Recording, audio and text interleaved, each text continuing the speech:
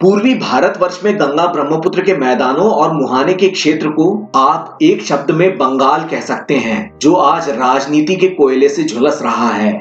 आज हम आपको बांग्लादेश के इतिहास के कुछ ऐसे रोचक तथ्य बताने जा रहे हैं जिस पर शायद आपका कभी ध्यान न गया हो। नंबर 1, सबसे पहले इस्लाम पूर्व बांग्लादेश के इतिहास के कुछ अवशेष देख लेते हैं। बंगाल की पहली महाशक्ति पाल साम्राज्य का मुख्यालय गौड़ बांग्लादेश सीमा के बिल्कुल पास था। गुप्त काल से 12वीं सदी के अंत तक बंगाल बौद्ध और शाक्त संप्रदायों का गढ़ रहा। देवी के 51 शक्तिपीठों में से कुछ बांग्लादेश में हैं, जिनमें से प्रमुख हैं जयसुरेश्वरी और ढाकेश्वरी, जिससे बांग्लादेश की राजधानी ढाका का नाम निकला। ढाकेश्वरी मंदिर को 12वीं सदी के मध्य में बंगाल के सेन सम्राट बल्लाल सेन ने बनवाया था। ढाकेश्वरी की मूर्ति को भारत विभाजन के समय कोलकाता लाया गया कि कहीं बुत शिकनी के उन्माद में उसका अपमान न हो जाए। कोलकाता का ये वर्तमान मंदिर 1950 के आसपास बना था, जबकि ढाका का ढाकेश्वरी मंदिर बांग्लादेश का राष्ट्रीय मंदिर है। ये अगर राष्ट्रीय मंदिर है तो बाकी आप कल्पना कर लीजिए कि क्या स्थिति होगी। इसके अलावा बांग्लादेश में नालंदा जैसे 2 बड़े बौद्ध महाविहार थे, सोमपुर पहाड़पुर और जगद्दल। इनमें से सोमपुर पहाड़पुर को विश्व धरोहर स्वीकारा गया है। तो ये थी इस्लाम पूर्व बांग्लादेश के इतिहास की कुछ झलकें। नंबर 2, अजमेर और दिल्ली के सम्राट पृथ्वीराज चौहान की हार का बांग्लादेश के इतिहास से सीधा संबंध है, क्योंकि उनके हारते ही मोहम्मद गोरी के गुलाम कुतुबुद्दीन ऐबक की सेनाएं दनदनाते हुए गंगा के मैदानों को पार करते हुए बंगाल तक घुस आईं और बख्तियार खिलजी ने नालंदा जलाने के बाद बंगाल के पुराने मुख्यालय गौड़ पर अधिकार कर लिया और यहाँ इस्लामिक सत्ता स्थापित की। इस तरह से वर्तमान बांग्लादेश की नींव पड़ी। इसके बाद से लगातार 450 वर्षों तक यहाँ सुल्तानों का राज रहा, जो आहिस्ता आहिस्ता पूरब की तरफ बढ़ता गया और 1570 के दशक में मुगल आ गए। सन 1608 में मुगल सम्राट जहांगीर के काल में जहांगीर नगर बंगाल सूबे का मुख्यालय बना। यही जहांगीर नगर आज ढाका कहलाता है। इतिहास में पहली बार पूर्वी बंगाल को राष्ट्रीय स्तर पर इतना महत्व मिल रहा था। ये ढाका का सुनहरा काल था, जिसकी याद दिलाता है दुनिया भर में मशहूर ढाका का मलमल। नंबर 3, 18वीं सदी की शुरुआत में मुगल साम्राज्य कमजोर पड़ते ही बंगाल नवाब मुर्शिद कुली खान अपनी राजधानी मुर्शिदाबाद ले आए और ढाका का महत्व घटने लगा। नंबर 4, वर्तमान बांग्लादेश की रूपरेखा बनी सन 1905 के लॉर्ड कर्जन के बंगाल प्रांत के विभाजन यानी बंग भंग से। नंबर 5, बंग भंग के दौरान देश प्रेम जगाए रखने के लिए गुरुदेव रविंद्रनाथ ठाकुर ने 1905 में एक गीत लिखा, अमार सोनार बांग्ला, यानी हमारा सुनहरा बंगाल, जो बांग्लादेश का राष्ट्रगान बना। हालांकि इस उन्माद और उत्पात के चलते ये कब तक रहेगा, ये कहना मुश्किल है। तो रविंद्रनाथ ठाकुर ने 2 देशों के राष्ट्रगान लिखे।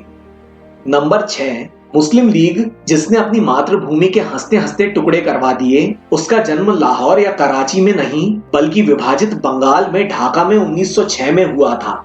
नंबर 7, सन 1947 का भारत विभाजन असल में देखा जाए तो केवल 2 प्रांतों का विभाजन था, पंजाब और बंगाल।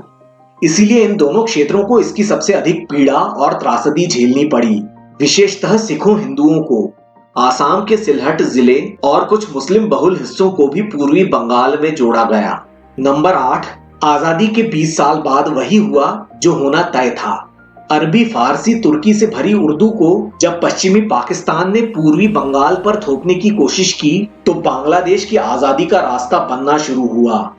नंबर 9, आज का बांग्लादेश का राष्ट्रीय ध्वज असल में बांग्लादेश के स्वतंत्रता संग्राम के झंडे से निकला है, जिसमें हरा रंग बंगाल की हरियाली का प्रतीक है और बीच का लाल वृत्त स्वतंत्रता की वेदी पर अपना बलिदान देने वाले हुतात्माओं का। और आखिर नंबर 10, आप शायद ये जानकर चौंक जाएंगे कि 1971 से पहले पाकिस्तान की लोकसभा यानी कौमी असेंबली में कुल 313 सीटें थीं, जिनमें से 13 महिलाओं के लिए आरक्षित थीं और बाकी 300 पर आम चुनाव होते थे, जिनमें से 162 सीटें पूर्वी बंगाल में थीं। तो सन 70 में जब पाकिस्तान के पहले आम चुनाव हुए तो पूर्वी बंगाल के शेख मुजीबुर रहमान की अध्यक्षता में आवामी लीग ने सिंध के जुल्फिकार अली भुट्टो की पाकिस्तान पीपल्स पार्टी यानी पीपीपी को चारों खाने चित कर डाला। पूर्वी बंगाल में केवल एक मेमन सिंह की सीट पीपीपी के हाथ लगी और पहाड़ी सीट एक निर्दलीय त्रिलोक राय को मिली। बाकी वहां की सारी आम और आरक्षित सीटें आवामी लीग ले गई, जबकि पश्चिमी पाकिस्तान में कई पार्टियों की टक्कर में पीपीपी को केवल 81 आम और 5 आरक्षित सीटें मिली। लेकिन ये कैसे हो सकता है? क्योंकि ये प्रजातंत्र का एक अघोषित नियम है कि सत्ताधारी केवल अमेरिका और पश्चिमी देशों के पिट्ठू होने चाहिए।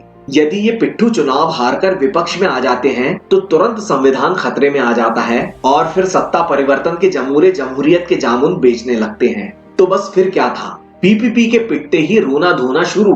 फौजी राष्ट्रपति याहिया खान और पीपीपी ने शेख साहब की सरकार बनने नहीं दी, जिससे पूर्वी बंगाल में आंदोलन भड़क उठा। तो पश्चिम पाकिस्तान ने पूर्वी बंगाल में जनता को दबाने के लिए फौज भेज दी। नतीजन बांग्लादेश का स्वतंत्रता संग्राम छिड़ गया, जिसमें टिक्का खान ने जनता पर इतने अत्याचार किए जो संभवतः भारत में सल्तनतों के इतिहास का आईना था। तब किसी को भी मानवाधिकारों की याद नहीं आई।